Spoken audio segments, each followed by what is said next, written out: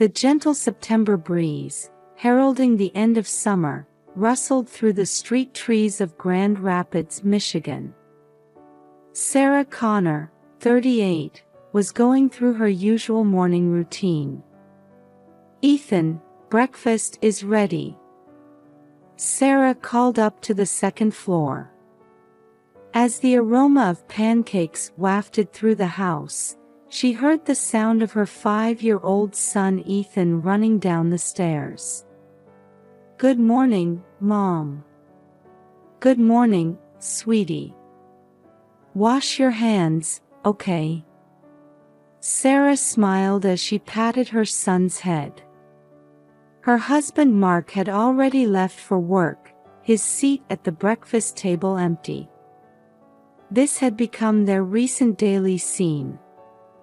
As she poured maple syrup over the pancakes, Sarah found herself reminiscing about 10 years ago. She and Mark had met at a local charity event. Sarah was part of the organizing committee, and Mark had attended as a donor. She was drawn to his gentle nature and intellectual aura, while Mark was captivated by Sarah's brightness and decisiveness. After 2 years of dating, they married, and 3 years later, Ethan was born. For the first 7 years, it was the happy family Sarah had always imagined. Mark was a loving husband and a devoted father. Their weekend picnics and evening board game marathons became cherished memories. However, over the past year or so, something had changed. Mark's return time from work gradually became later, and his time with the family decreased. Even on holidays, work calls became more frequent. "Mom, is Dad going to be late again today?" Ethan asked, his mouth full of pancake. Sarah hesitated for a moment. "Yes, honey. Dad's busy. But he loves us very much." Even as she said this, Sarah felt anxiety creeping into her heart. The recent Mark seemed like a different person. His gentle smile had disappeared, replaced by a constantly tired expression. He spoke less with the family, and when Sarah tried to talk to him, he responded absent-mindedly. Sarah let out a deep sigh. "It'll be okay. Once this busy period passes, things will go back to normal," she told herself. That night, Sarah sat alone on the living room sofa, staring at the TV. The screen was moving, but her mind was somewhere far away. The clock showed 11 p.m. Suddenly, she heard the front door open. Sarah jumped to her feet. "Mark?" There was no answer. Instead, the smell of alcohol wafted into the room. Sarah frowned. It wasn't unusual for Mark to drink, but he had never come home this drunk before. "Welcome home," Sarah called out, but Mark went upstairs without a word. Sarah sat back down on the sofa. She felt something heavy sinking in her chest. This had become her new normal. At 2:15 a.m., Sarah was startled awake by a touch. A small hand was shaking her arm. "Mom, wake up. Hurry." A faint voice could be heard. Opening her eyes, she saw Ethan's serious face. "Ethan, what's wrong? Did you have a bad dream?" Sarah asked, still groggy. "No, Mom. We need to get away from Dad right now." Those words instantly cleared Sarah's drowsiness. "What? Why?" Ethan continued in a trembling voice. I heard Dad on the phone. He said he wants to make you have an accident. He wants the insurance money. Sarah gasped. Mark saying such things, it was unbelievable. But thinking back on his recent behavior, she couldn't dismiss it entirely. In Sarah's mind, past events flashed by like a montage. The kind Mark from before, his recent cold attitude, and now Ethan's confession. Ethan, did he really say that? Sarah tried desperately to stay calm. Ethan nodded slightly. Yes. Dad was talking on the phone with someone I don't know. I was scared. Sarah took a deep breath, trying hard to suppress the panic rising within her. What should she do? Should she call the police? Or... I understand, Ethan, Sarah steeled her resolve. We're going to leave here. But quietly, okay? We don't want to wake Dad. Ethan nodded, looking relieved. Sarah began packing the bare essentials with trembling hands. Her mind was in chaos, but one thing was certain, she had to protect her son. That was the only thing she could do right now. Sarah's hands shook slightly as she packed the bare minimum into a suitcase in the darkness. Ethan, don't forget your favorite stuffed animal, Sarah whispered to her son. Ethan nodded silently, clutching his beloved teddy bear. Sarah put her wallet, cell phone, and a folder of important documents into her bag. Her hand reached for the ring box. Her wedding ring. She hesitated for a moment, then slowly removed it from her finger and placed it in the box. Mom, what about Dad? Ethan asked anxiously. Sarah placed her hand on her son's shoulder. It's okay. Right now, our safety is what's important. They moved carefully, trying not to make any noise as they descended the stairs. As they crossed the living room, Sarah paused involuntarily. The family photo on the wall. Mark's smiling face. Was that all a lie? Sarah shook her head, trying to shake off the thoughts. Reaching the front door, Sarah took a deep breath. Ethan, are you ready? Ethan nodded slightly. Just as Sarah put her hand on the doorknob, there was a knock at the door. Sarah's blood ran cold. Mark? But why would he knock on his own house door? Fearfully opening the door, she found an unexpected person standing there. Martha. Her mother-in-law, Martha, 65, stood there with a worried expression. Sarah, thank goodness you're awake, Martha's voice was tinged with relief. What are you doing here so late? Sarah couldn't hide her confusion. Martha noticed Ethan behind Sarah and frowned. Are you two going somewhere? Sarah stumbled for words. Should she lie or tell the truth?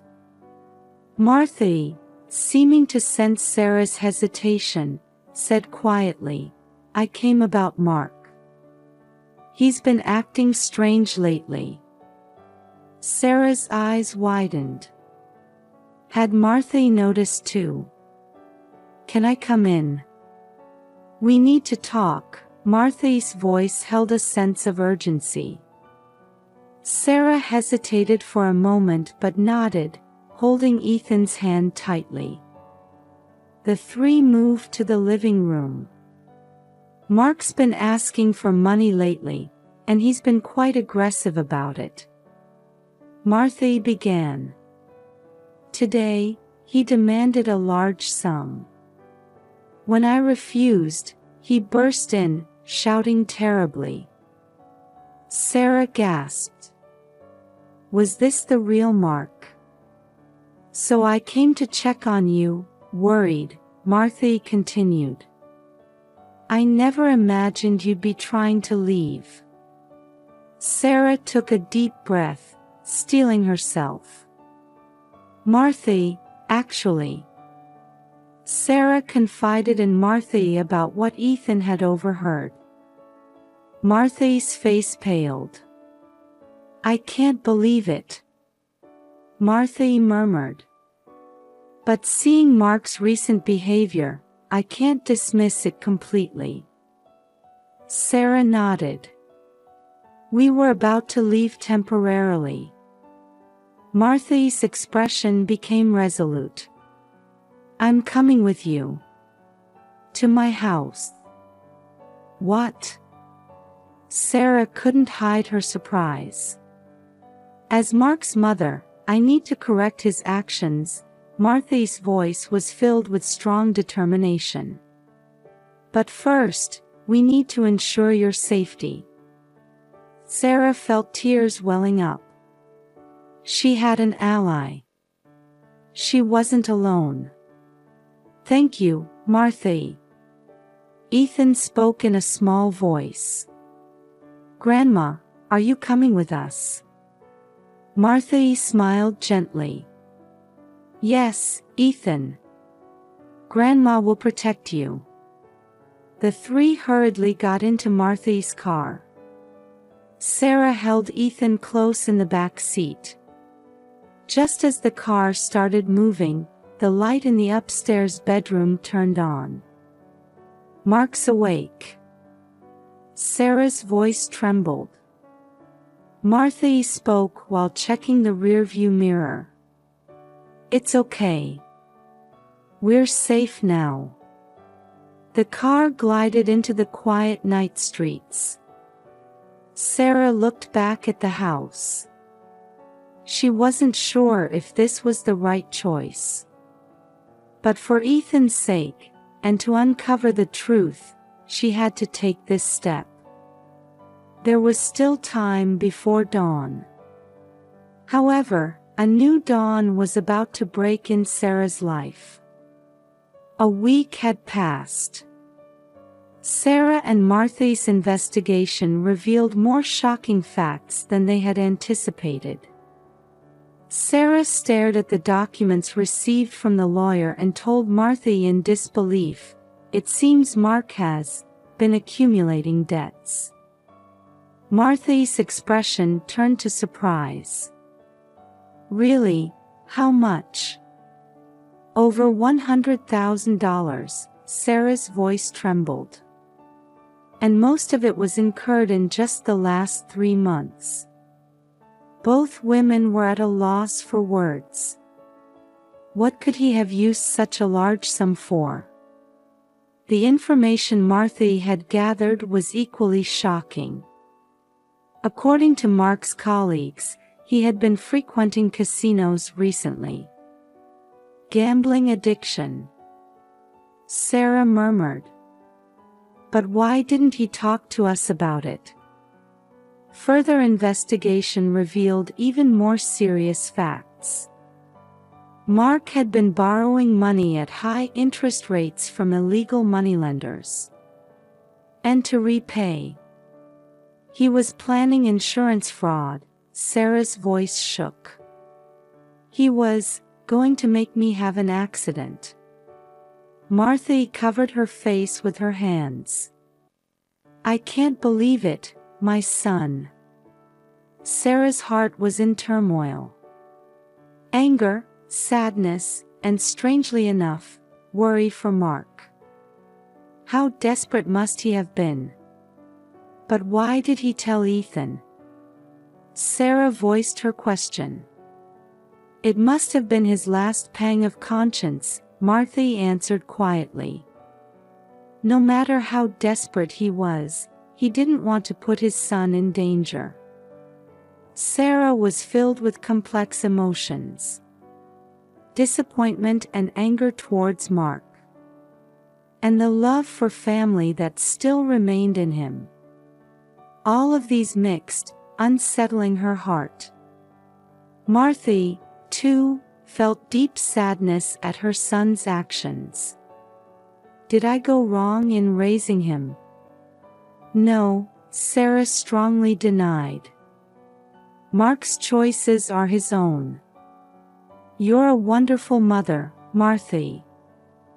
The two women looked at each other, exchanging faint smiles. In this difficult situation, their bond had grown stronger. What do we do now? Martha asked. Sarah exhaled deeply. Honestly, I don't know yet. But there's one thing I'm sure of. What's that? Protecting Ethan. And bringing Mark back to the right path, determination shone in Sarah's eyes. Martha nodded. I'll help too. Let's get through this together, as a family. Outside, it had started to rain, as if foreshadowing the difficulties ahead. But even in the sound of the rain, there seemed to be a faint melody of hope. Sarah gazed out the window. The road ahead would be tough. But there was no turning back now. Knowing the truth, all she could do was move forward. For Ethan's sake, and for Mark's.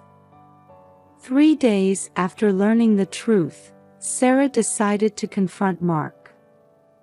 As she waited for him in Martha's living room, her heart was pounding fiercely. The doorbell rang, and Martha let her son in. Mark's face looked exhausted, with dark circles under his eyes. Sarah. Mark's voice trembled. Sit down, Sarah tried to maintain her composure. Martha sat between them, trying to ease the tension as a mediator. Mark, I know everything, Sarah began. The gambling, the debts, and even the insurance fraud plan. Mark covered his face with his hands. I'm sorry. I'm so sorry. Why? Sarah's voice rose. Why didn't you talk to us? Mark let out a deep sigh. I was ashamed. It started with small bets. But as I tried to recover my losses, and you even thought about killing me. Tears welled up in Sarah's eyes. No. Mark cried out. I never really intended to do that. But the loan sharks were pressuring me. Martha quietly intervened. Mark, why didn't you come to me? I didn't want to trouble you. Mark's voice grew small. Sarah struggled to contain her emotions. But in the end, you told Ethan everything. Mark looked up, meeting Sarah's eyes. When I saw his face, I realized how foolish I'd been. I thought I'd rather confess everything than lose my family. A heavy silence fell over the room. Sarah took a deep breath. Mark, it's hard to forgive you. But hope flickered in Mark's eyes. For Ethan's sake, I want to try again. Sarah's voice was filled with resolve. Martha placed her hand on her son's shoulder. We'll help too. Let's get through this together. Mark nodded, tears streaming down his face. Thank you. I'm truly sorry. From now on, I'll put family first. I promise I'll make amends. Sarah quietly stood up and approached Mark. After a long silence, she embraced him. "Let's work hard together," Sarah's voice echoed gently. Mark's expression showed relief at those words. Family bonds grow stronger through trials. This wasn't an end, but a new beginning. 1 year later, the Connor family had undergone significant changes. Mark was receiving treatment for his gambling addiction and working hard to repay his debts. Sarah supported her husband's recovery while building her own career. Martha played a crucial role in deepening family bonds while looking after her grandson. Ethan, now 7 years old, was happy to see his parents' relationship improve. He often said, "I love Mom, Dad, and Grandma." One evening during dinner, Mark said to his family, "Thank you all. Without you, I couldn't have recovered." Sarah held her husband's hand and smiled. "We're family. We get through things together." Martha hugged her grandson and said, "Let's continue to cherish each other." Outside the window, the setting sun softly illuminated the town. A new morning awaited this family. 5 years later, the Connor family was bound by even stronger ties. Mark had fully recovered and was working harder than ever for his family. Sarah was proud of her husband's transformation, and their relationship had deepened beyond what it was before. Ethan, now 12, had learned the importance of family by witnessing his parents overcome their trials. Martha continued to fulfill her role as the family's pillar while watching her grandson grow. One weekend, during a family picnic, Mark quietly said, "I'm truly sorry. And thank you." Sarah looked at her husband and smiled gently. "We've already overcome the past. Now, let's look to the future." Ethan hugged his parents, while Martha warmly watched over the scene. This family had become stronger and more deeply bonded by overcoming their difficulties.